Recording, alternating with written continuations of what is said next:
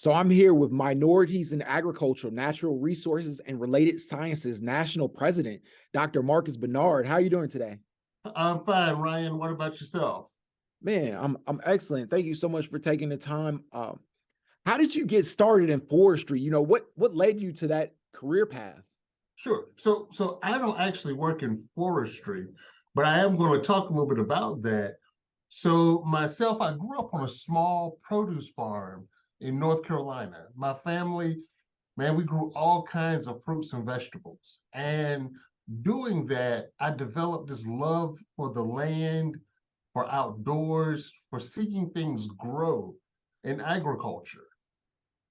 Fast forward, I go to college. I major in agricultural business and economics at North Carolina A&T State University. Fast forward a little bit more, I go to the University of Kentucky, get my PhD in rural sociology. And afterwards, I went to work for an organization called the Federation of Southern Cooperatives / Land Assistance Fund as the director of their Rural Training and Research Center in Alabama. That was my first experience into forestry because at that training center, there was over 1,200 acres and over 50% of that was in forest land. So from longleaf pine to loblolly pine, I was baptized in forestry and all of the practices around forestry, conserving natural resources. And in a state like Alabama, Georgia, Mississippi, and Louisiana, where forestry is very prevalent, I had to work with landowners and foresters that would perform practices as well as help landowners manage their forest land. So that was a short story from growing up on a farm to how did I learn about forestry? Wow, that's an incredible story. I see that the Minorities in Agricultural, Natural Resources, and Related Sciences, they're inspired by the book Black Faces and Green Spaces. How does that inspire or play a role in the work that you are doing or the vision that you have? Are there some guiding principles in the book? Absolutely. So in the book, everybody talks about their story about that led them into this forestry or natural resource path. So much of it was guided by their family or someone that had an influence on them, such as a mentee, someone in the community, or someone that they had a chance to meet that worked in this sector. And so what we've learned or what we know, particularly with MANRRS, is that it's important to have mentors, to have coaches, to have people that expose you to other fields, other disciplines, other types of careers that we're just not used to or accustomed to going into. There's so many opportunities when you talk about forestry and natural resources, but that's not common conversation. And so we want through this journeys guide and through other opportunities to make this common conversation so that more minorities, more people of color are actually looking into and looking for these opportunities. The book showcases these careers, and lots of minorities may not think about careers in the forest services. Minorities may not know people that work in these areas. Minorities typically have lower access to these green spaces and open areas. So if minorities have limited access to green spaces where they live or go to school, how do you drive the interest from a young age? Sure. So there are programs like MANRRS, where we have junior MANRRS that touches, or we have chapters in middle schools and high schools. Um, Whole big picture, you also have FFA, you also have 4-H. These ag education youth focused organizations will provide so many opportunities to expose those middle school and high school students, even some younger, depending on the program, To things like forestry, natural resource careers, as well as other careers across the agricultural and natural resource landscape. But it is touching those students with careers, with education, with exposure to these things like forestry as young as we can. That's the only way we're going to get to them. If you're in an urban area where you're like, well, I'm not around any forestry or trees, there are actually things like urban forestry or urban agriculture, where through these organizations you get access, and that access allows you numerous opportunities to see what's actually going on in your neighborhood. Or maybe there's a summer camp that's connected, or one of these organizations are pushing students to participate in these summer camps or discovering ag programs. And so these are avenues, pipelines, pathways that we have found to be very successful, whether you're in an urban area or rural area, to get students, give students these new experiences. You know, a lot of minorities don't have access to these open spaces. Like you were saying, if you grow up and all you see is brick and concrete, how do you inspire the benefits of the career? And is it something inspirational that shows the value in the job? And what are some of the benefits for health, well-being, you know, social economic benefits research shows for having access to associate and counteract like what's going on in urban communities? Sure, Ryan. The reality is that most of the students in MANRRS, as an example, we'll say about 2,500 active members, students. Most of them are coming from urban areas or not from a farm.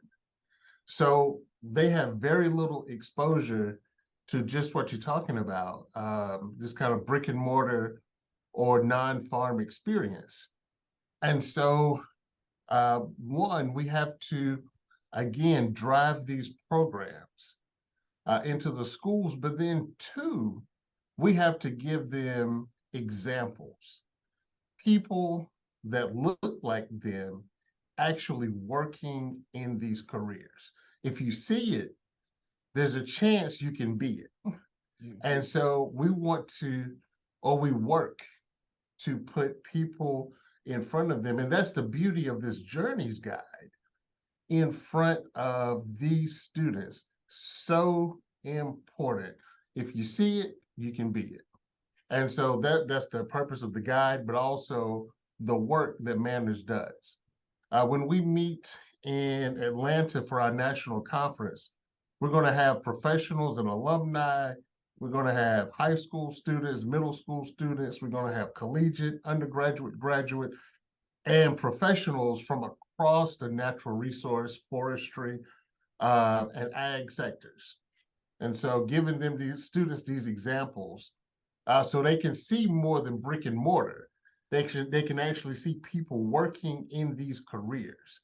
And that is that's so important and critical, because there's a narrative that, one, who wants to work in agriculture? You know, as people of color, as Black folks, we have this history where we of slavery in agriculture, which is only part of the story. But then who thinks about trees? You know, that you're just looking at this tree. You know, what is that?